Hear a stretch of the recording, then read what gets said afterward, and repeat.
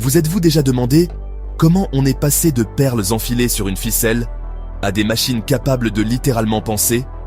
Laissez-moi vous emmener faire un voyage éclair à travers l'évolution des ordinateurs en seulement 150 secondes.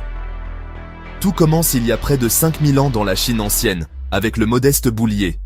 Des tiges en bois, des perles coulissantes, basiques, certes, mais cela a posé les bases du calcul logique.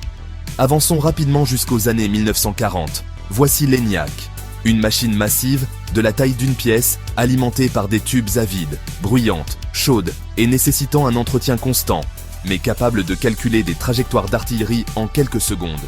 Pas mal pour le premier ordinateur électronique. Puis vinrent les années 1950.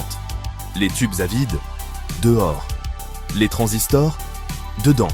Plus petits, plus rapides et beaucoup plus fiables. Des machines comme le Tradic ont tout changé. Soudain, les ordinateurs n'étaient censés plus réservés au gouvernement.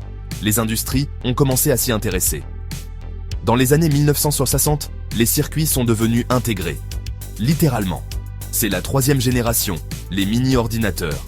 Le système 360 d'IBM a prouvé qu'il n'était pas nécessaire d'avoir un entrepôt pour gérer une entreprise avec la puissance numérique. Et en 1968, la première interface graphique est la souris. Un aperçu du futur. Les années 1970 nous ont apporté le microprocesseur, et avec lui, l'essor de l'ordinateur personnel. Le Micral N, le Xerox Alto.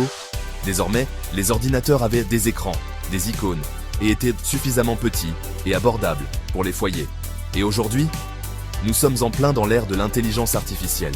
Des ordinateurs qui apprennent, parlent et même créent. Des chatbots aux robots, nous sommes allés bien au-delà du calcul. Nous apprenons maintenant aux machines à penser comme nous. Alors, du boulier à l'IA, ça a été une aventure incroyable. Et honnêtement, ce n'est que le début.